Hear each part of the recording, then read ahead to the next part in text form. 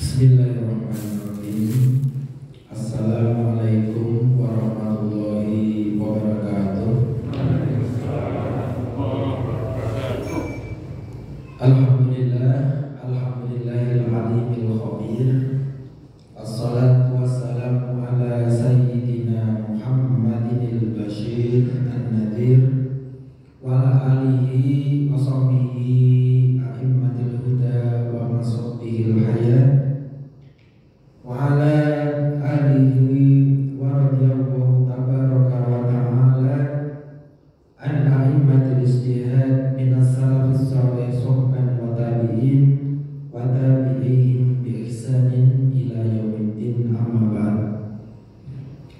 Yang kami hormati Bapak Ibu-ibu jamaah kajian fikih yang dirahmati Allah Subhanahu wa taala. Alhamdulillah, setelah sekian pertemuan kami izin karena rotok ratu jadi saya menyadari saat ini waktu bersin itu kan hal yang sensitif jadi kadang tiang itu nek bersin itu ditahan mulai dikira kalau wabah sampai nahan itu sampai gedentut kan itu biasa rela tidak bersin tapi lewatnya risau karena memang zaman kita waktu bersin itu kan sekarang sensitif. Dan saya matur kepada panitia, Pak mohon maaf saya lagi batuk pripun dan kalau nawari kan mungkin tergantung panitia dan jamaahnya.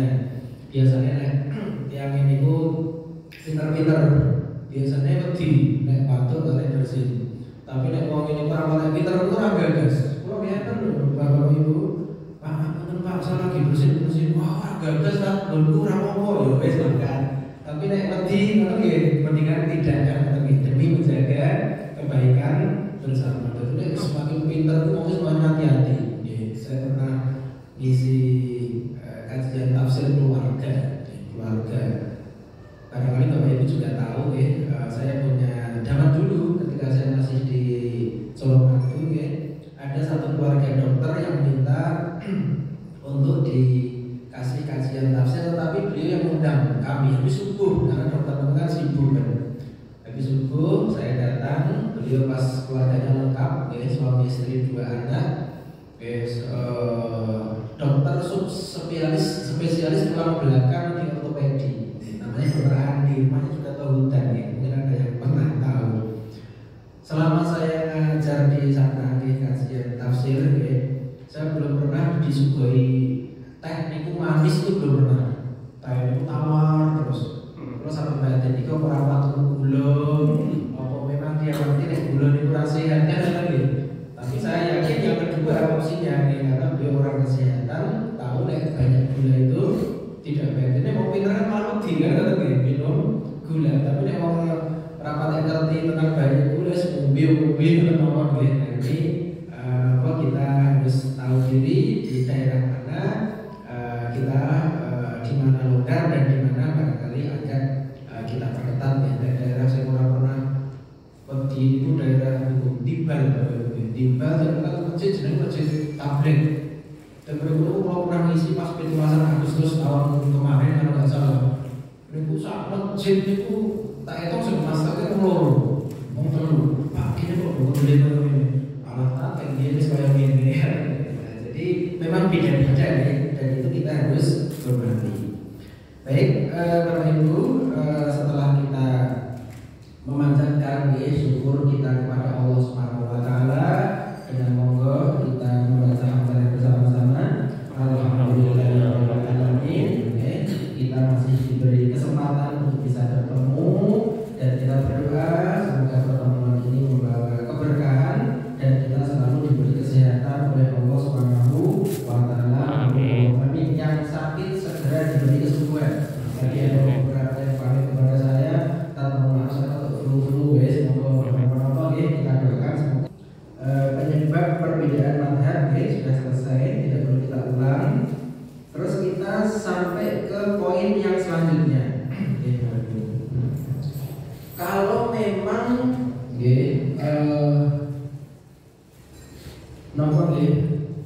ada banyak madhab di dalam agama Islam Islam dan itu fakta, ya, faktanya begitu memang beragama itu berbeda. Dulu pernah saya tes di sini, misalkan satu kasus, nih, apakah kita kalau wudhu nyentuh istri batal atau tidak kan kita beda-beda. Apakah ada basmalah atau tidak kita beda-beda. Nah, perbedaan itu suatu keniscayaan. Oleh karena itu kita perlu membahas tentang pengambilan pendapat. Nanti ada yang bertanya, kalau begitu misal kita ambil pendapat sing enak-enak piye? Misalkan dengan istri ya paling enak ya batal kan tidak butuh meneh misalnya ya. Nah, seperti itu bagaimana? Kita akan mulai Bapak Ibu masuk ke pembahasan selanjutnya ya. Jika memang di situ ada perbedaan pendapat, bagaimana sikap kita? Bagaimana sikap kita? Jawabannya adalah kita boleh memilih salah satu pendapat di antara beberapa pendapat. Jadi monggo bapak-bapak dan ibu-ibu, selama itu ada perbedaan pendapat, syukur ulamanya itu bahasa di dalam fikih itu ulama-ulama yang muktabar itu memang diakui oleh mayoritas umat Islam di dunia, tidak kontroversi. Selama itu muncul dari beliau-beliau, kita boleh mengambil satu bebas. Ada madzhab A, madzhab B, madzhab C, madzhab D. Mana yang kita pilih? Monggo bebas pilih salah satu. Saya belum pernah, Bapak Ibu, kalau memang kajian itu lintas madzhab, saya tidak akan mengarahkan kepada salah satu madzhab karena saya tidak punya kepentingan apa-apa nih. Nek jangan madzhab A, untuk apa? Nek jangan madzhab B, untuk apa? Enggak ada untuk apa-apa. Yang penting kita beribadah beragama ada dasarnya, meskipun dengan madzhabnya ada A, ada B, ada C, menurut kitab yang kita kaji itu boleh. Meskipun nanti ini hati-hati kita pelan-pelan karena ada juga pendapat yang mengatakan orang beragama itu harus satu madzhab itu ada. Tapi kita akan sampai ulama yang mengatakan harus satu itu siapa saja. Terus ulama yang mengatakan tidak harus satu siapa saja. Nanti akan sampai kita.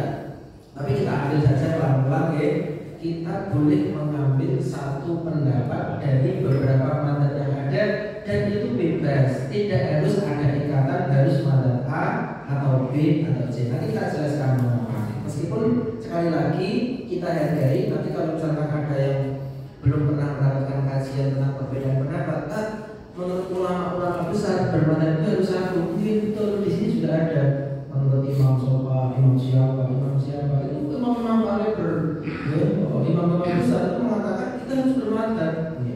Tetapi setelah kita diskusikan antar pendapat itu ternyata kita bermadzhab itu tidak harus satu. Nah itu poin yang pertama. Terus kita ambil pendapat yang mana sesuai dengan kemajuan zaman, kebutuhan dan kemaslahatan. Jadi kalau kita bicara syariat, bapak-bapak dan ibu-ibu, di situ pasti akan ada kemaslahatan yang diberikan Allah kepada kita. Makanya ada satu kaidah begini. Jika di dalam satu pendapat itu ada kemaslahatan, yaitulah syariat Allah. Jadi syariat Allah itu diikuti oleh kemaslahatan.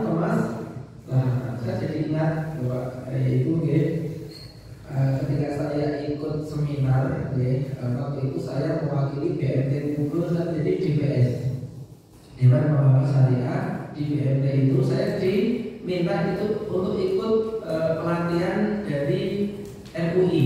Jadi saya punya Bapak Ibu sertifikat yang bertandatangan Bapak Ma'ruf Amin sebagai ketua MUI waktu itu saya punya. Nah, beliau ketika menyampaikan dari perwakilan dari DSN MUI Nusa menyampaikan bahwa kita perbandingan antara uang yang beredar di bank syariah dengan bank konvensional, menurut Bapak Ibu itu kira-kira banyak mana? Banyak mana? Kira-kira bank syariah itu berapa persen perbandingannya? Kira-kira berapa? Sampai berapa? Tidak ada 10. Di bawah 10, tidak ada 5. Kecil banget. Kecil banget. Padahal kalau kita bicara dalam bilham, ini bukan pendapat saya, pendapat seorang pakar ekonom Islam di dunia mualaf, namanya Syafi'i Antonio. Kalau pernah baca dengar Syafi'i Antonio, dia dulu Kristen Cina, dia tidak boleh oleh bapaknya untuk masuk ke dalam agama Islam. Tapi ini agama lain boleh katanya. Aneh kan? Syafi'i Antonio, nggak tahu nama kecilnya kamu boleh memeluk agama apa saja, yang penting masuk Islam. Apa tanya Pak Syafi'i? Lah kenapa Pak? Coba kamu lihat kejahatan yang kecil sampai yang besar itu yang melakukan umat Islam. Sopo sing nyolong sandal yang kecil Islam. Sopo sing nyolong duit negara ya wong Islam. Itu wong Islam itu oke elek kan. Akhirnya Syafi'i penasaran. Oh tenan toh Islam itu elek. Akhirnya dia belajar Islam bukan dari orang Islam, bukan dari orangnya, tetapi dari sumbernya. Setelah dia belajar, ternyata Islam itu apik. Sing elek iki wonge.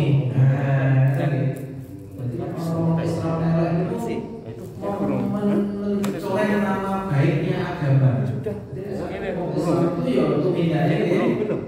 Ada bukan materi ini, kalau ini Bapak Ibu yang ingin sampaikan.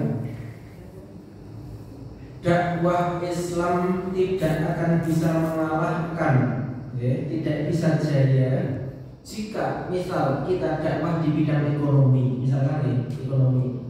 Orang Islam harus punya bank yang lebih baik dari bank BCA. Orang Islam harus punya penerbit yang lebih besar dan lebih baik daripada Gramedia. Atau itu kata beliau itu. Nah, kalau kita orang Islam ingin mendirikan, menjayakan syariah ekonomi kita, ya kita harus punya bank yang minimal sama dengan BCA sokol lebih. Nah, padahal Bapak Ibu, kita itu Arab mendirikan merintis bank yang cilik-cilik mawon, ini kita banyak musuhnya bahkan dari orang Islam sendiri. Mohon maaf, ada dari saudara kita umat Islam yang menganggap bank muamalah itu tidak Islam, yang mengatakan BMT itu tidak Islam. Kan kita mengenal komunitas namanya komunitas anti riba. Komunitas anti riba. Itu fatwa MUI semuanya disalahkan. Bahkan MUI itu bingung. Ini komunitas ini pinginnya piye, akhirnya diundang. Kok semua fatwa kami salah? Itu salahnya di mana? Tidak diskusi. Diundang pertama tidak datang, diundang lagi tidak datang. Nah, bisa ketemu kan enak. Nah, padahal yang dipakai oleh MUI itu agar apa? Agar ekonomi syariah ini sesuai dengan kemajuan zaman, bisa bertahan sesuai dengan kebutuhan dan kemaslahatan. Makanya nanti akan ada begini, Bapak Ibu, perbedaan ulama yang hidupnya ini di buku-buku dengan hidup di alam nyata itu nanti pendapatnya berbeda. Kan sangat kompleks sekali kalau kita bicara tentang kemajuan zaman. Ada transaksi-transaksi yang sekarang ada, dahulu tidak ada. Ada transaksi-transaksi yang dahulunya tidak boleh, sekarang bisa jadi boleh. Seperti itu kan sesuai dengan kemajuan zaman. Misal saja nih, misal di dalam fikih klasik, Bapak Ibu, ada istilah larangan mencegat pedagang. Bai'ul hadir riba. Jadi misalkan nih saya pedagang, mencegat orang dari Tawangmangu. Orang Tawangmangu mungkin panen Lombok, mau dijual ke Solo, tak cegat di atas. Seperti itu tidak boleh di dalam fikih Cara pikir klasik tidak boleh. Mengapa? Karena biasanya orang desa itu bodoh, dia tidak tahu harga pasar. Ketika menjual tak tawar murah, mereka akan seneng, dikira harga itu harga pasar, padahal lebih murah daripada harga pasar. Kita memanfaatkan ketidaktahuan orang desa. Seperti itu kita tidak boleh.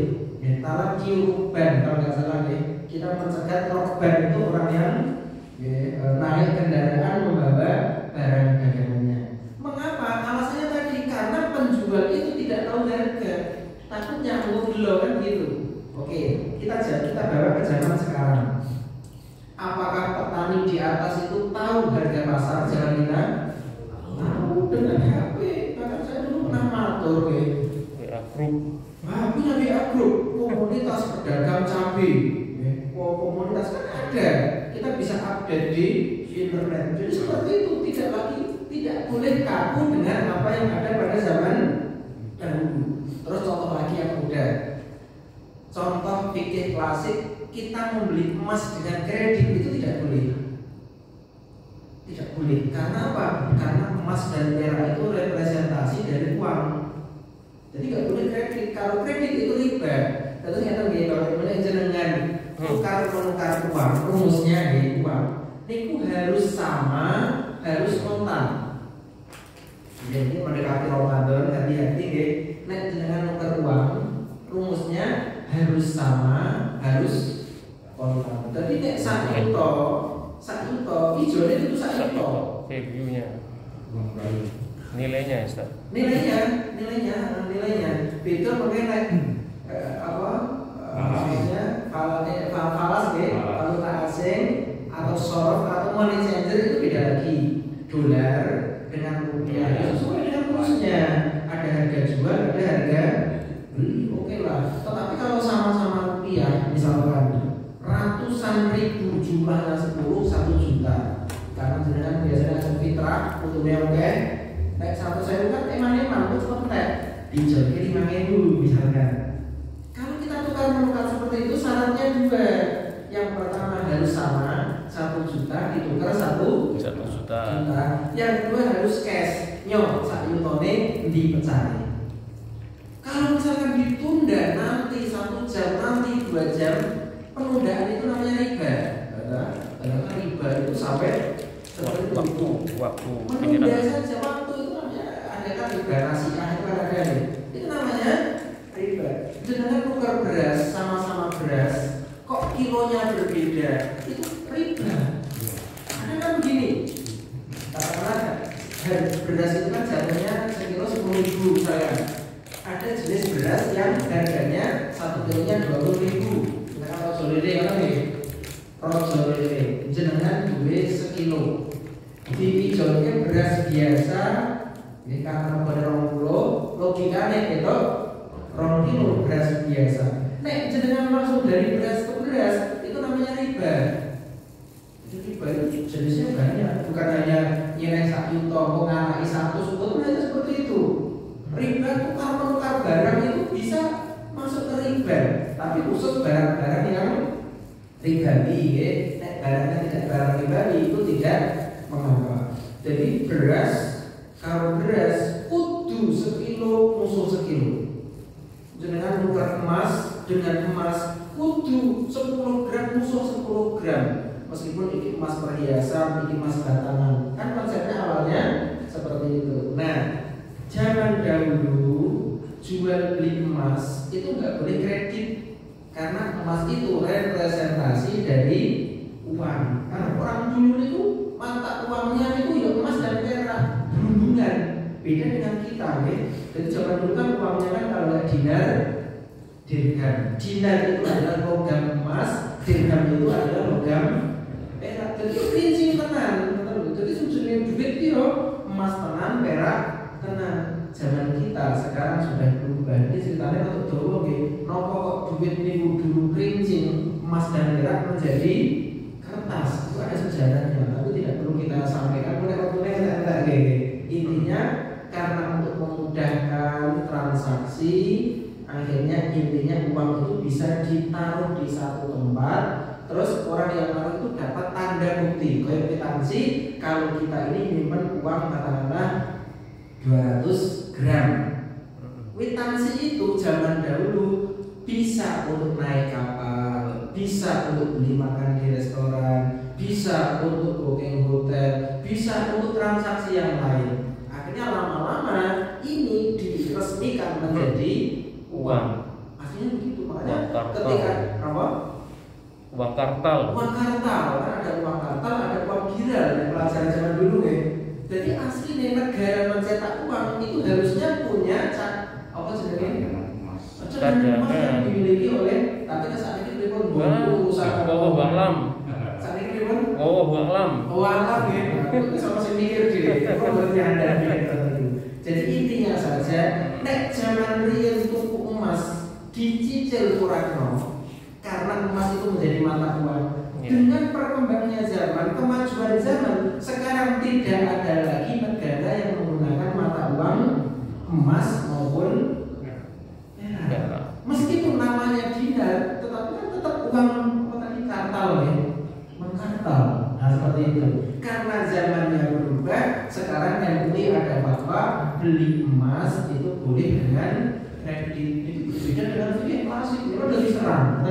Karena apa? Yang satu hidup di dunia nyata, yang satu hidup di kitab klasik. Nah itu bisa membedakan pendapat. Itu yang kedua. Terus para ulama apakah sudah bergerak ke arah sana? Sudah, Bapak Ibu. Jadi para ulama sudah mulai berpikir agar fikih kita itu tidak lagi kaku, tidak lagi kaku. Karena apa? Nek kaku itu tidak adil dan tidak sejalan dengan roh syariat. Dulu saya sudah matur, kalau kita bicara zakat, itu yang biasanya kenone itu petani, kenone oke, gitu. Petani itu kenone 10%, 5%. Terus ngomong sing golek duit luwih gampang dari petani, misalnya notaris ya, atau arsitek atau pemborong. Itu kenone wong 2,5%. Coba Bapak Ibu, kita sama-sama tidak tahu, saya tidak tahu apakah di sini ada notaris atau tidak. Notaris sing dadi golek duit, kalian petani golek duit, itu kira-kira penak dan cepat di. Notaris kan, itu corong bodoh belah saya tidak tahu dunia notaris, tetapi kira-kira kan ada notaris itu kan boleh duit itu lebih. Tapi mengapa petani itu kena 10 atau 5% ketika zakat, tapi notaris, pemborong, arsitek hanya 2,5%. Misalkan. Terus yang kedua, apakah yang dikenai zakat itu hanya orang per orang manusia atau boleh badan? Kan saat ini banyak badan usaha. Negara punya BUMN, ya, provinsi kabupaten punya badan usaha milik daerah BUMD, bahkan desa saja itu punya BUMDes. Nggak tahu bapak-bapak ada jadi pengurus nggak atau BPD? Kita tahu badan usaha milik desa. Yang mana penghasilannya kadang bisa banyak. Saya baca di Solo Pos itu air terjun Jumo itu penghasilannya sangat banyak. Saya dulu pernah soal ke Pak Kades di Plesungan, di sana ada sedang Plesungan. Itu saya lihat PAD-nya, pemasukan asli desa, penghasilan asli desa itu lumayan. Artinya apa? Badan usaha juga punya untung, manusia juga bisa punya untung. Kalau manusia kena, apakah badan usaha kena zakat atau tidak? Nah, seperti ini kan. Jadi kalau kita bicara fikih klasik, sing kena zakat hanya orang per orang manusia. Kalau kita bicara fikih modern, badan usaha pun dianggap manusia. Jadi BUMN dia kena zakat, Pertamina dia kena zakat, BUMD, BUMDes dia kena zakat. Kalau kita bicara prinsip keadilan, kan seperti itu. Nah, jadi fikih yang dahulu dengan sekarang bisa jadi berbeda. Contoh terakhir, Bapak Ibu kalau ditanya di Al-Quran atau hadis ada atau tidak namanya zakat profesi itu? Tidak ada. Zakat profesi itu saya belum menemukan di fikih klasik. Sing jenenge zakat itu biasanya peternakan, gitu. Ternak kambing, sapi, kan begitu. Apa? Onta. Terus itu. Bagaimana yang dengan ternak ayam orang dibahas? Bagaimana saya ternak palet? Ya, orang dibahas. Padahal kadang penghasilan walet dengan penghasilan apa? Kambing lebih banyak. Belum lagi yang darah pantura, ternak ganteng, ternak ngomongin gitu, udang. Terus yang menteri susi itu saya ternak ramen, lobster, itu. Mata-mata itu, padahal itu lebih menghasilkan daripada hanya kambing, sapi dan unta. Kalau kambing kena, kenapa yang lain tidak kena? Karena ini klasik Bapak Ibu. Kalau kita bayar zakat itu yang pertama makanan pokok, mau nandur pari, mau nandur jagung, itu ini klasik. Tapi sekarang mau nandur itu kan tidak harus hari, tidak orang-orang gunung itu kalau goyo sama mampu itu nggak panen musang, panen seledri, itu bisa hasilnya ratusan durian. Nah, jadi jaringan kalau montong durian itu orang suka durian. Saya dulu pernah jadi pendamping desa daerah Kargoyoso. Ada desa namanya Jatirejo, kena waduk, dan yang dijadikan waduk itu banyak pohon-pohon durian. Jadi pohon itu bukan hanya ganti rugi, tapi ganti untung, dapat banyak. Karena Pak durian itu, kan ini cici atau elak cilik, bisa ketemu kan, contohnya buahnya berapa? Masuk sing pari rekoso kudu zakat, durian sing kenake kaya ngono malah ora zakat. Fikihnya berkembang. Lah ini mungkin sing berusaha mengembangkan itu akan diserang. Jadi Pak ini keluar dari hadis, Pak ini keluar dari Quran. Termasuk Bapak Ibu zakat profesi itu tidak ada Bapak Ibu. Teng Quran ya ora ono, teng hadis ya ora. Tetapi karena ulama membuka cakrawala berpikirnya, oh ternyata zakat profesi ini bisa menjadi ada. Meskipun di fikih klasik tidak ada. Zakat dokter mungkin ono, zakat kontraktor mungkin tidak ada. Yang ada loh klasik itu kambing kalau peternakan, dan pertanian yang pokok tadi rikas hanya sebatas itu. Makanya kita menyesuaikan dengan ruh dari syariat itu. Baik, yang ketiga, para ulama sudah bergerak untuk fikih yang seperti itu Bapak Ibu dengan landasan apa? Nanti landasannya ada 6. Yang pertama, mengapa para ulama mulai melonggarkan kita tidak harus bermadhab satu? Pertama, kebenaran itu satu. Madhab A, madhab B, madhab C, madhab D. Sing bener di. Kita tidak boleh mengatakan benar kabeh Bapak Ibu ya.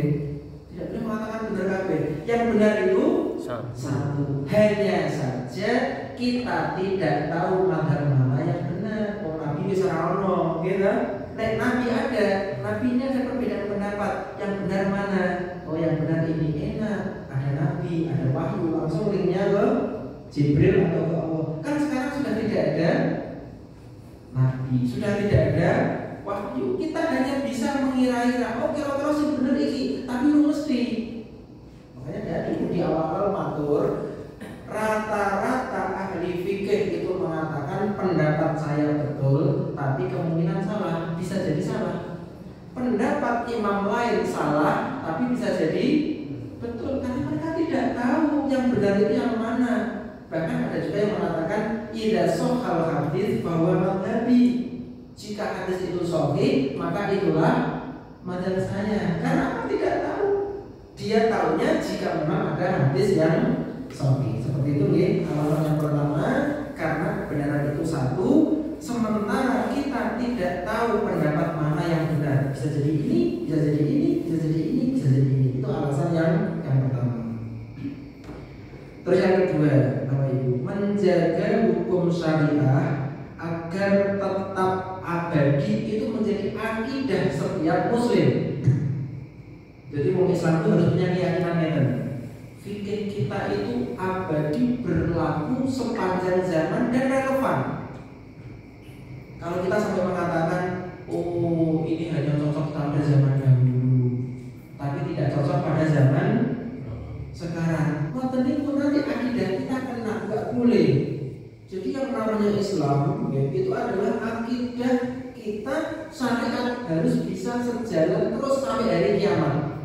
Boleh misalkan orang syariat yang dihentikan, oh maaf ini wis ora cocok, misalkan mohon maaf, kita kan ada ajaran di dalam Al-Quran namanya kisos, gitu, kisos. Apakah negara kita menjalankan kisos? Tidak. Apakah negara Islam yang lain banyak yang menjalankan kisos? Juga tidak. Yang menjalankan dengan yang tidak sedikit, lebih banyak mana? Banyak yang tidak menjalankan. Akhirnya kita mengatakan ternyata hukum kisos sudah tidak zamannya. Padahal itu perintah Allah di dalam Al-Quran, dan itu berlaku sepanjang zaman sampai hari kiamat. Misal ada ayat, kemarin saya sudah singgung, wasariku wasarikotu faktoru aydiyahuma, pencuri laki-laki dan pencuri perempuan, maka potonglah tangan pencuri itu. Itu perintah Allah dan ulama tidak ada perbedaan pendapat. Yang namanya potong ya seperti ini, potong hilang. Nanti kan ulama-ulama sekarang ada yang tanda kutip oh memotong itu artinya penjara. Itu nanti beda ya. Tetapi ulama dari dulu sampai sekarang setahu saya sepakat kalau yang namanya memotong itu adalah sebagaimana yang mereka pahami, sebagaimana memotong roti, memotong tempe, memotong ya menghilangkan. Terus kita, wah ini jangan biyen terlalu kejam, nggak bisa ini kita terapkan. Kalau kita punya keyakinan seperti itu, berarti keimanan kita terhadap Al-Quran sudah gugur. Karena kita mengamani Al-Quran harus 100%. Afatu minuna biba'dil kita diwatak furuna biba'd. Ini orang dahulu. Orang dahulu itu nek ayat yang menguntungkan dipakai. Nek ayat yang tidak menguntungkan tidak dipakai. Makanya afatu minuna biba'dil kita. Wahai orang-orang dahulu sebelum Islam, apa kamu beriman dengan sebagian ayat? Watak furu nabi dan tidak beriman dengan ayat yang lain. Makanya istilah udhulu fisil nikafah artinya seperti ini. Kita harus totalitas masuk ke dalam agama Islam. Itu yang kedua. Terus yang selanjutnya, Islam itu adalah agama yang mudah. Ini sepakat, ya? Sepakat. Jadi Islam itu adalah agama yang mudah. Hal-hal yang membuat kita menjadi sulit itu dimudahkan oleh agama. Dimudahkan. Oh, misalkan kita nek seperti ini kita menjadi repot, menjadi sulit, menjadi sulit. Akhirnya hal-hal yang itu tidak boleh, kalau memang itu untuk memudahkan, itu dibolehkan oleh agama. Nanti kita kasih contoh. Terus kemudahan dan fleksibel menjadi sendi keabadian syariat. Jadi syariat Islam ini akan abadi jika dia itu lentur, bisa mengikuti zaman. Lentur. Nek kaku, dia tidak akan bisa mengikuti zaman. Jadi kalau memang itu menyulitkan, sulit, itu bisa membuat atau dibuat mudah oleh agama. Kemarin yang saya contohkan terakhir, bolehkah kita membeli padinya belum berbuah? Ada yang ingat kemarin jawabannya boleh atau tidak? Boleh. Boleh dengan syarat membeli, boleh. Membeli dengan syarat membeli. Ada petani, dia mau beli pupuk langka dan mahal, dia nggak punya uang. Terus ada pembeli. Nek dadak nunggu panen, dia iso tuku sampai panen. Akhirnya sing beli niku tuku ngeki duit, Pak, ngeki duit, paling musok tak tuku gambahmu yo anggo sak apa sak kresek apa sak bakor tak rego semene. Kan kemarin contohnya begitu. Engko nek misalkan kurang tak tambahi, ini terus gambah. Engko nek misalkan duitku kurang yo benar. Moten niku jual beli salam. Aslinya tidak boleh, tetapi untuk memudahkan menjadi boleh. Itu zaman Nabi Muhammad. Itu nggak boleh karena apa? Sing jenenge wong dodol tinuku, barangnya kan harus ada. Kan tidak boleh menjual barang yang tidak ada. Wong mari lho karuan ono kok boleh. Tapi untuk memudahkan sing tani yo butuh modal, gitu. Terus sing apa juragan gabah dia butuh stoknya biar aman, apalagi kata Bapak. Saya nggak tahu di sini ada tidak ya. Saya itu di desa saya ada juragan, dia kerjasamanya dengan Indofood, terikat kontrak. Kalau tidak salah dia boleh memasok brambang, memasok bawang merah. Seperti itu kan kontrak, Pak, tolong aku golekno brambang. Kontrak berapa tahun? Regane brambang sekilo tak rego semene.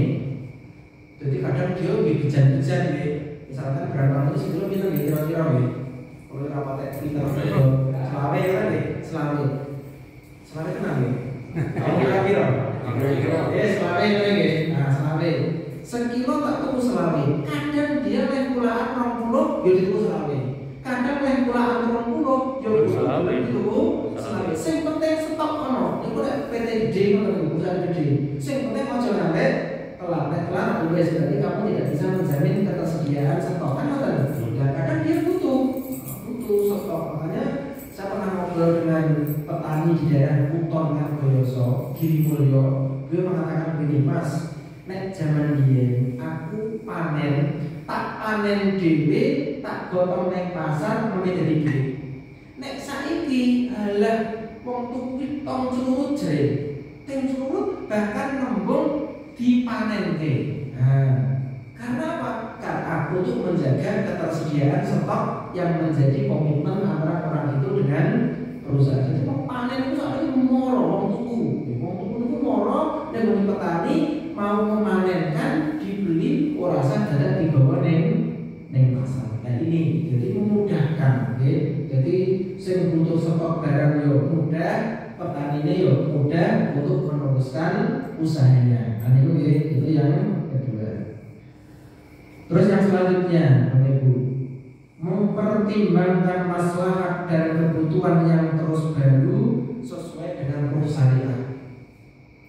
Jadi nek kita niku bertahan dengan fikih klasik, Bapak Ibu. Misalkan ya, zaman dahulu tidak ada transaksi namanya multi level marketing, misalkan. Zaman dahulu tidak ada transaksi namanya premi BPJS kesehatan, misalkan. BPJS itu zaman dulu tapi tidak ada. Multi level marketing juga tidak ada. Atau transaksi-transaksi yang lain yang skalanya internasional, ada holding, ada ekspor impor, ada kredit, letter and credit seperti itu kan zaman dulu tidak ada. Kalau kita tetap bertahan dengan fikih klasik kan ada, mohon maaf, ada yang mengatakan begini, pokoknya transaksi yang tidak ada pada zaman Nabi tidak boleh. Karena dia berpendapat seperti itu. Berarti MLM juga tidak boleh. Apakah seperti itu? Ternyata ada pendapat yang lebih kuat. Enggak. Semua transaksi itu aslinya boleh selama di dalamnya tidak ada hal yang dilarang. Itu yang lebih kuat. Jadi jangan mau buat transaksi apa saja, jawabannya boleh, kecuali di dalamnya ada transaksi yang dilarang. Contohnya apa? Misalkan riba, otomatis tidak boleh. Misalkan di situ ada ketidakjelasan, bisa ketidakjelasan harga, ada ketidakjelasan ukuran, ada ketidakjelasan waktu, tidak boleh ketidakjelasan barang misalkan. Terus di situ ada penipuan, misalkan. Menipu kan, mohon maaf Bapak Ibu, adakah pedagang itu yang menipu pembelinya? Bukan kan? Bukan, misalkan penipuan itu tidak dibenarkan oleh agama meskipun fakta di masyarakat itu banyak. Makanya sangat wajar jika pimpinan negara zaman dahulu, ya, ada seorang Khalifah Rasyidin yang 4 itu salah satu mengatakan, wahai umat Islam, jangan sampai kalian mendekati pasar untuk berdagang sebelum kalian belajar fikih jual beli. Nah, luar biasa. Jadi nek ulung ngaji tentang fikih jual beli, kamu jangan pernah jual beli di pasar. Karena apa? Jual beli juga ada ilmunya. Jual beli juga termasuk bagian dari ibadah. Jadi jangan dikira ibadah itu hanya sholat loh Bapak Ibu ya. kita jualan itu juga ternyata ibadah. Fikih maksudnya bab muamalah maliyah. Muamalah itu interaksi antara satu orang dengan yang lain. Maliyah itu yang hubungannya dengan harta. Karena itu loh, muamalah itu yang tidak berhubungan dengan harta. Misalkan muamalah suami dengan istri, ada cerai, ada itu kan tidak ada hubungannya dengan golek duit. Ada kan golek duit, tapi tidak kita golek duit. Orang jual beli, ada sewa menyewa, ada rental, ada gadai, ada pinjam meminjam, ada utang piutang. Itu semuanya berhubungan dengan uang. Dan dulu saya pernah matur, yang namanya muamalah itu idealnya dibahas lebih panjang dan lebih lama daripada ibadah. Karena apa? Karena pertama, kita bermuamalah lebih panjang, lebih lama daripada beribadah. Wong golek duit mlebu jam 8, kondur jam 4. Jam 4 berapa jam? 8 jam. Muamalah niku 8 jam. Jenengan sholat, satu sholat berapa menit? 5 menit. 5 waktu berapa? 25 mau selawe menit ibadah. Berarti muamalah lebih panjang daripada ibadah. Nabi Muhammad muamalah dari usia berapa tahun? Usia 12 tahun. Sampai katakanlah menjadi nabi usia 40 tahun. 12 ke 40 berapa? 12 tahun ke 40 berapa? 28. Nabi Muhammad dakwah 40, meninggal dunia 63. Berapa tahun? 23. Muamalahnya 28, ibadahnya dakwahnya 23. Coba muamalah. Bahkan di dalam Al-Quran ayat yang paling panjang tidak berbicara tentang ibadah, tetapi berbicara tentang muamalah. Tentang apa Pak Ibu? Tentang utang piutang. Seolah-olah Allah tahu besok umatnya itu oke sektor duwe. Ayatnya dari itu. Lihat surat Al-Baqarah, juz ketiga akhir-akhir itu sak lembar itu berhubungan tentang muamalah. Ya ayyuhalladzina amanu idza tadayantum bidainin ila ajalin musamman faktubuh falyaktub bainakum katibun bil 'adl wa la ya'ba katibun ay yaktuba kama 'allamahu Allahu falyaktub, dan seterusnya. Amalnya apa? Wahai orang-orang yang beriman, jika kamu bertransaksi untuk waktu yang tidak tunai, ya ayyuhalladzina amanu idza tadayantum bidainin ila ajalin musamma, sampai waktu yang panjang, faktubu, maka catatlah atau maka tulislah. Nah, ternyata dan seterusnya nanti berbicara tentang muamalah. Itu fakta yang kelima. Terus yang selanjutnya, Bapak Ibu, tidak ada kewajiban untuk mengikuti satu pendapat atau satu ijtihad. Jadi kewajiban. Coba Bapak Ibu, kalau kita mau fair, apakah di dalam Al-Quran ada ayat yang menjelaskan kepada kita atau memerintahkan kepada kita harus bermadzhab satu? Monggo nanti bisa dicari, kita diskusi. Apakah ada di dalam hadis yang mengatakan kita harus bermadzhab satu? Di dalam kitab yang kemarin saya bawa, itu di situ tidak ada ulama yang bisa menemukan ayat yang menyuruh kita bermadzhab satu atau hadis yang menyuruh kita bermadzhab satu. Yang ada adalah mengikuti Allah dan Rasulnya. Ya ayyuhalladzina amanu atiiullaha wa atiiur rasul. Taati Allah, taati Rasul. Hanya itu. Tidak taati madzhab Syafi'i, taati Maliki, taati Imam Hambal, Ahmad bin Hambal. Itu tidak ada. Tidak ada. Jadi bahkan munculnya madzhab-madzhab itu, Bapak Ibu, itu jauh setelah kehidupan Nabi dan para sahabat. Coba kalau ada pendapat yang mengatakan orang beragama harus bermadzhab, bagaimana dengan kehidupan para sahabat? Kan madzhab itu kan munculnya kan masa kalau nggak salah nih, tabiin paling dhisik. Jadi nama tabiin ya. Oh, tabiut tabiin ping pinten niku mawon, ping 2 apa ping 3 nggih. Jadi intinya sahabat itu tidak ada madhab, masa setelah sahabat kan tabiin itu tidak ada madhab kecuali mungkin Malik Pak. Malik itu mungkin termasuk generasi tabiin. Baru tabiin yang keberapa baru ada madhab. Makanya kalau kita mengatakan orang beragama harus bermadhab, bagaimana dengan orang dahulu? Nabi, para sahabat, para tabiin umumnya mereka tidak bermadhab karena madhab itu munculnya itu belakangan. Itu diskusi mau tidak langsung diterima, tapi boleh nanti kita diskusikan. Terus sekali lagi kita yang diwajibkan hanyalah mengikuti Allah dan Rasulnya. Itu ya. Terus yang keenam, Bapak Ibu, tidak ada kewajiban untuk bermadhab satu. Mengapa? Karena kita bermadhab, ya, jadi kamu harus bermadhab. Itu kalau kita mewajibkan seperti itu, berarti kita memunculkan syariat baru. Ya, jadi kalau kita menyuruh orang bermadhab baru satu, berarti kita memunculkan sesuatu yang tidak ada. Zaman Nabi tidak ada, zaman sahabat tidak ada, kok harus kita adakan, harus kita munculkan. Berarti dianggap kita memunculkan syariat yang baru. Syariat harus bermadhab, kata pengarang kitab ini. Jadi ya tidak ada, tidak ditemukan pendapat yang mengatakan harus syariat, meskipun banyak ulama-ulama kaliber internasional besar yang mengatakan harus bermadhab. Itu kita akui ya, nanti kita bahas pelan-pelan. Terus kalau begitu, bagaimana sikap kita? Sikap kita boleh mengikuti satu madhab, boleh campur-campur. Nah, ini sempat kita ini, kalau campur-campur, wah langsung bayar saya enak-enak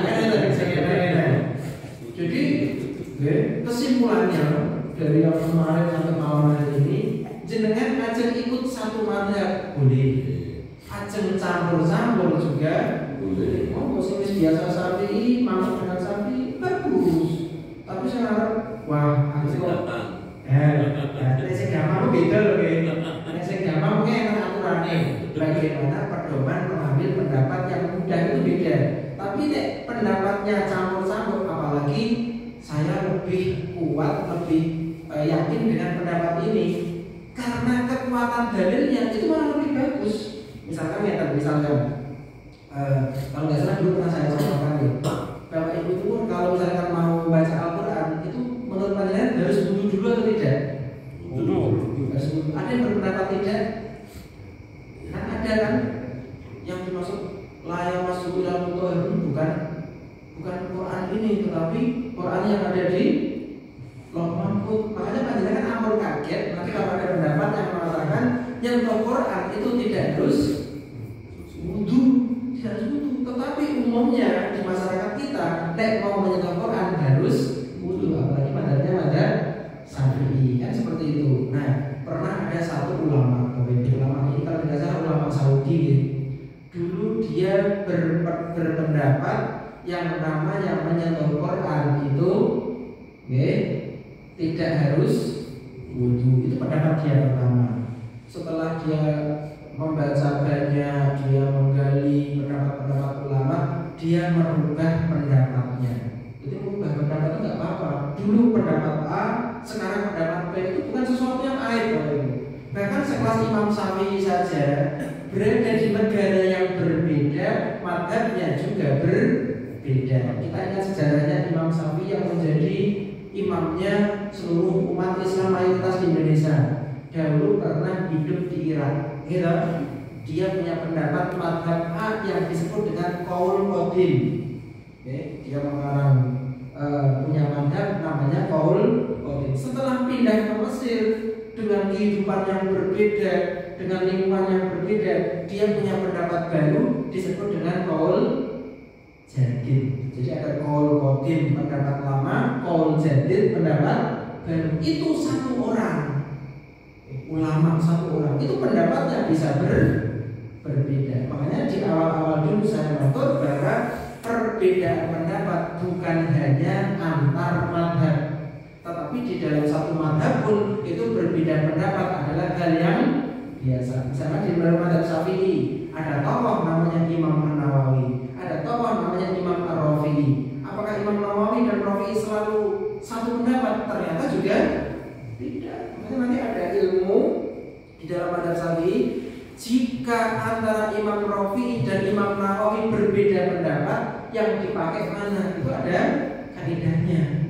Jadi dalam lintas madhab terjadi perbedaan pendapat, antar tokoh di dalam satu madhab terjadi perbedaan pendapat, bahkan antar satu orang saja, satu orang bukan antar satu orang Imam Syafi'i saja di Irak punya madhab A, di Mesir dia punya qaul B. Jadi ada qaul jadid dan qaul qadim. Seperti itu adalah hal yang biasa. Terus dasarnya apa? Dasarnya karena Allah menurunkan agama Islam ini tidak ingin mempersulit hambanya. Menurut kami itu kira-kira nek wong niku ngibadahe kudu satu sesuai dengan madhab. Padahal kita itu kan kadang ora ngerti gitu. Bapak ditanya, "Pak, jenengan itu madhabe napa?" Ini jawabannya napa? Jenengan madhabe napa? Dengan selama ini sholat, wudhu, puasa, zakat itu jangan madhabnya campur-campur gitu. Madhabnya campur-campur. Kalau kita harus satu madhab, padahal kita tidak mesti menguasai ilmu di dalam madhab itu, kita berat. Padahal Allah mengatakan yuridullahu bikumul yusra wala yuridu bikumul usra. Yuridu Allah menginginkan bikum untuk kalian al-yusra, kemudahan. Wala yuridu, dan tidak ingin bikumul usra. Sing angel-angel Allah tidak. Jadi agama Islam itu gampang. Mau baik ojo di gampang. Itu gampang. Memang kita mencampur-campur madhab itu mudah untuk kita beragama. Ya udah apa? Itu yang kita lakukan. Tapi misalnya kita bermadhab satu itu menyusahkan. Kan kita pernah ngerti. Nek sampai ini sudah wudu piye wae. Terus sholatnya wudu piye wae. Kan kita tidak sinau, tidak dipakem ke. Kalau memang itu menyulitkan, yaudah kita yang kita tahu saja sesuai mungkin dengan fatwa ustadznya, nggak apa-apa. Mungkin ustadznya beda-beda kan. Beda-beda itu juga sesuatu yang sangat biasa sekali. Terus mayoritas masyarakat tidak bermadhab. Fakta nih, fakta. Jadi saya sering tanya di beberapa kajian, Bapak Ibu jenengan madhabnya nopo? Embo berapa? Berarti mayoritas masyarakat umat Islam itu tidak bermadhab. Kalau harus diwajibkan, kalau harus bermadhab apa kosong? Mas belum sholat, belum ngaji, ngomong kan tetap ya. Di pondok itu angin, kecuali memang nanti sudah dikondisikan deh. Misalkan seperti di pondok pesantren, kiainya sudah madhab Syafi'i, kitabnya sudah madhab Syafi'i, ibadahnya, lingkungan pondok sudah bermadhab Syafi'i, pulang ke masyarakat membawa madhab Syafi'i, naik motor itu bisa, kan itu bisa. Biasanya budaya pesantren di pondok-pondok itu dibawa ke masyarakat, akhirnya masyarakat beribadahnya manut karo santri sing wis lulus niku. Nah ini bisa. Oh, kudu zakat fitrah, kudu beras. Gitu. Zakat itu Syafi'i. Zakat fitrah oleh duit. Niku mboten Syafi'i. Nek Syafi'i zakat fitrah kudu berbentuk beras. Akhirnya ngeten di desa saya nih, di desa saya. Bayar zakat fitrah, berarti beras. Akhirnya gawe duit. Katakanlah sekilo niku kurang 10.000. Zakat fitrah itu orang kilo tidak, orang setengah. Katakanlah 20.000 lagi, 20.000. Mesti kayak duit 20.000 panitia kerawani nompo. Nek orang wujud beras. Pripun carane daripada ngakon tukunin bakul mesake, panitia itu etok-etoke. Niku andel beras. Jadi beras yang di zakat fitrah niku disinggalke nempur lho nggih. Nempur. Etok piro 2,5 dikeke. Mengke ditompo panitia beras. Nggak dibeleknya meneh, jadi diputar-putar kata niku.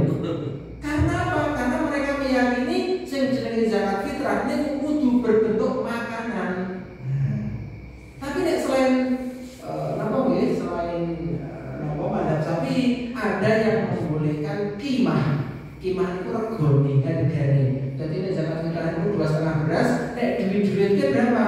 Duitnya berarti 25.000. Alasannya apa? Alasannya juga kuat waktu itu. Pertama, nek zaman riyen niku sing jenenge ning desa nggih. Wong gabahe sundul gendeng niku biasa, tapi ra duwe duit niku enten. Berasnya oke, telone oke, gabahe oke, jaringe oke, tapi ora duwe duit niku biasa. Memang Nabi Muhammad menganjurkan zakat fitrah sing gampang. Duitmu apa kurma, ya kurma, tidak harus uang. Nah, saat ini kan kadang orang itu duit tapi ora duwe beras kan nonton. Ini pendapat yang mengatakan boleh dengan uang. Terus juga mengatakan begini, kalau kita menerima uang itu katanya lebih fleksibel. Misalkan jangan fitrah nih, jadi beras, jangan dongeng pada fakir miskin kalau ada di lingkungan kita, nomor beras, padahal anak yang butuh tuku kelabiannya, orang duit, apa butuh modal beras, nah kan gitu. Tapi nek dia nomornya duit, butuh beras, karet nomornya beras, butuh kelambi, karet tuku kelambi, lebih mudah kemana? Lebih mudah uang, kata pendapat yang membolehkan uang. Ya monggo, ini adalah perbedaan pendapat. Sekadar pengen tahu saja, kalau di sini zakat fitrah beras atau uang atau dua-duanya? Campur-campur. Tidak ada apa ini? Beras. Campur-campur. Cocok berarti beras. Duit apa, Pak? Ayo beras, duit apa beras? Ayo. Dirangkul gesek. Beras apa duit? Campur-campur.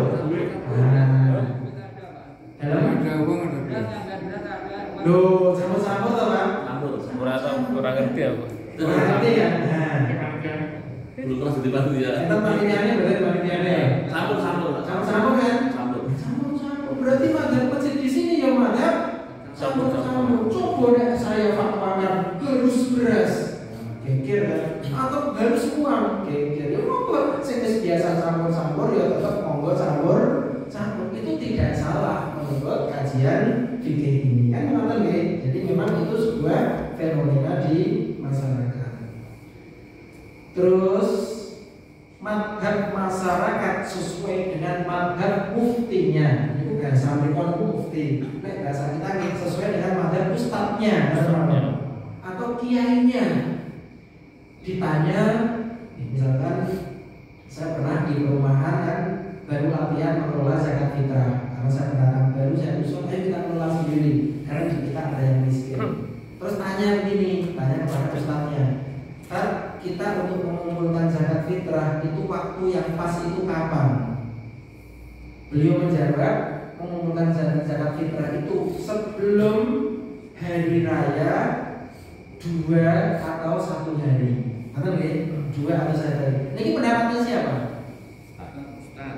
Ustaz. Terus madhabnya madhab apa Ustaz ini? Mengumpulkan zakat fitrah 1 atau 2 hari sebelum hari raya. Itu madhabnya siapa? Madhabnya Syafi'i, Bapak Ibu. Jadi jenengan nomor coba deh panitia zakat fitrah geraknya kapan? Geraknya biasanya misalnya nih hari Ahad bodoh. Panitianya gerak hari nomor. Sebelumnya berapa hari? 1 minggu di sini. Nek 1 minggu itu bukan Syafi'i. Syafi'i itu 1 atau 2 hari ngumpul gini. Ayo, tambah bingung kalau madhabin apa toh? 1 minggu itu setahu saya bukan Syafi'i itu yaum atau yaumain sebelum hari raya Idul. Oke, sedikit ya karena ini nyangkut tentang zakat fitrah. Kalau ibu zakat fitrah itu paling apik itu dibayarnya kapan? Malam takbir.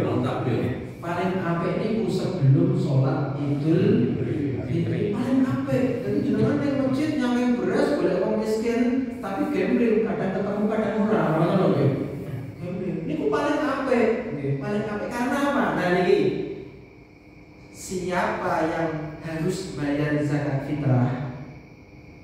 Menurut Bapak Ibu siapa yang harus bayar zakat fitrah? Jadi orang ini harus bayar fitrah, zakat fitrah. Niku nek pripun? Orang yang puasa. Orang yang puasa terus Yang mampu. oke. Terus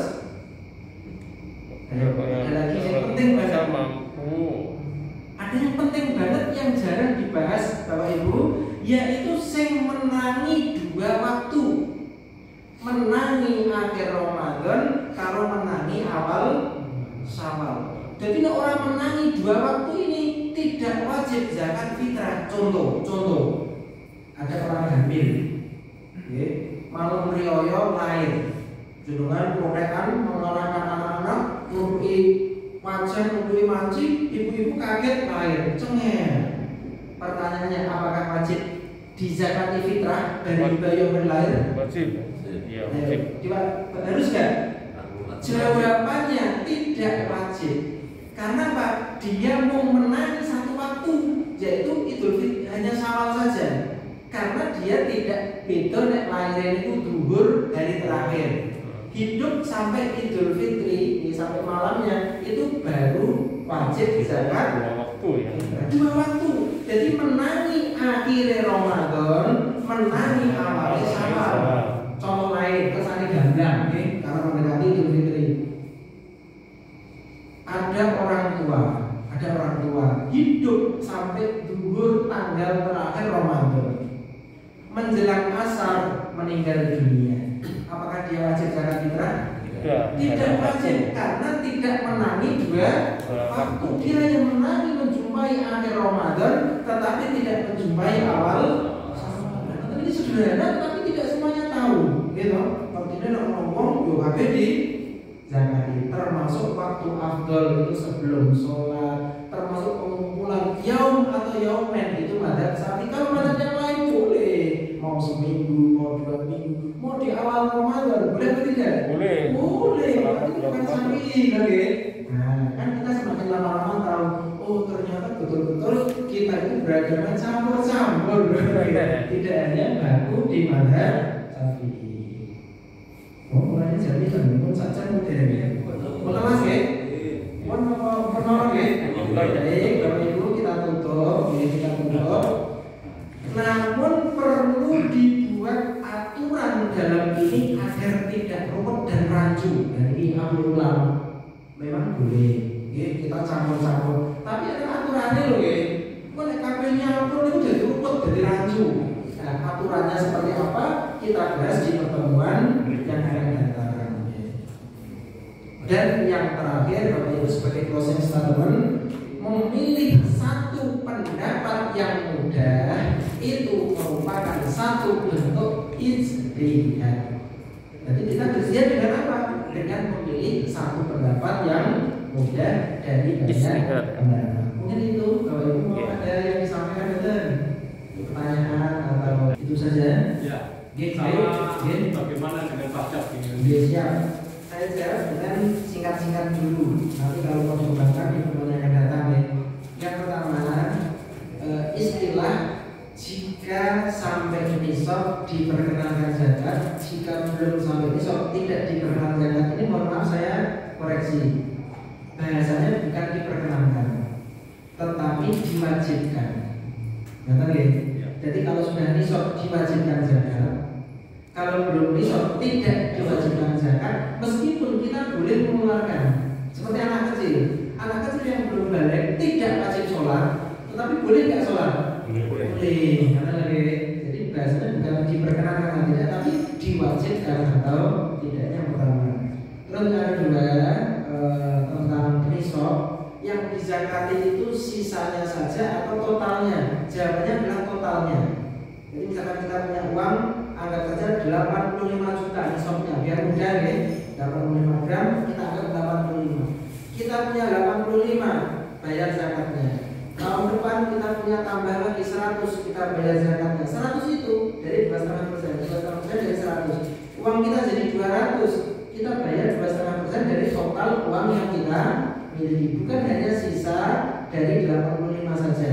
Jadi semuanya, makanya ada hadis begini, putarlah uangmu agar tidak dimakan zakat. Itu hadis. Jadi ini memotivasi kita umat Islam untuk tidak nandu uang, agar uang itu bisa memainkan perannya, menggerakkan roda ekonomi dengan apa? Diputar. Bisa dengan jual beli, bisa dengan produksi, bisa dengan cara yang lain. Bahkan ada ulama yang mengatakan kalau ada sisi-sisi yang umat Islam itu tidak punya, mendirikan sisi itu hukumnya wajib. Misal Wong Islam orang duwe pabrik minyak goreng misalnya. Minyak goreng kabeh boleh wong orang Islam. Apa hukum kita mendirikan pabrik minyak goreng? Hukumnya wajib kalau memang di situ tidak ada titik-titik yang dimiliki. Sampai seperti itu. Makanya uang itu manfaatnya untuk memutar ekonomi masyarakat. Makanya tidak boleh kita nandu duit kalau memang tidak ada tujuan jangka panjang. Kita kan nabung gaji monggo.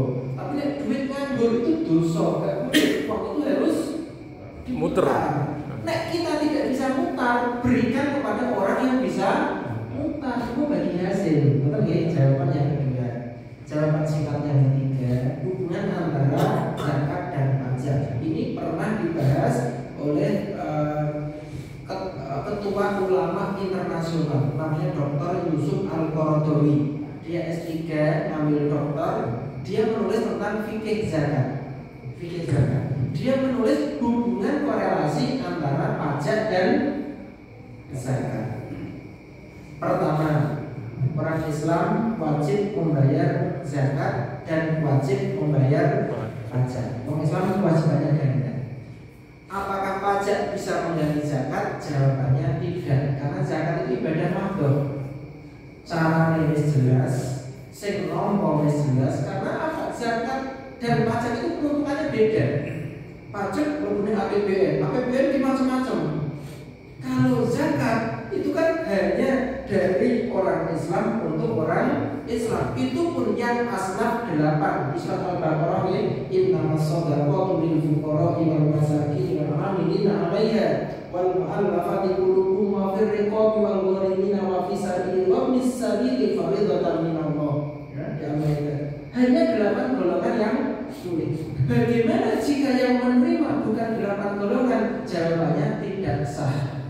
Makanya kita harus hati-hati, Bapak Ibu. Kami sebagai pengelola zakat di Karanganyar, itu nak saya juga ketir-ketir. Kita tuh punya program sembako. Kadang sembako itu mohon maaf beragama lain. Bukan karena kan kalau memang uang itu dari zakat, meskipun nanti ada yang membolehkan, tapi kita ikut yang seperti itu. Nah, terus yang terakhir tentang hubungan pajak dan zakat.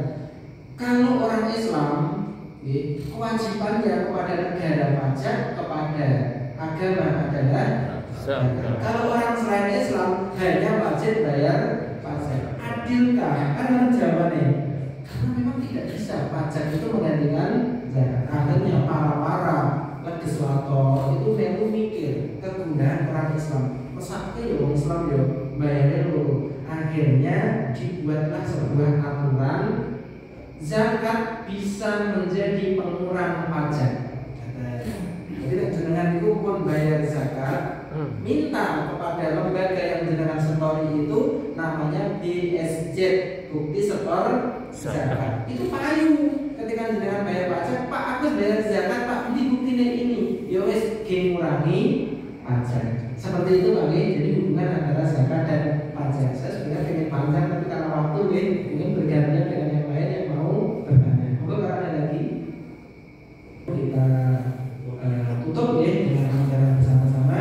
Alhamdulillah dan para majelis. Subhanallah.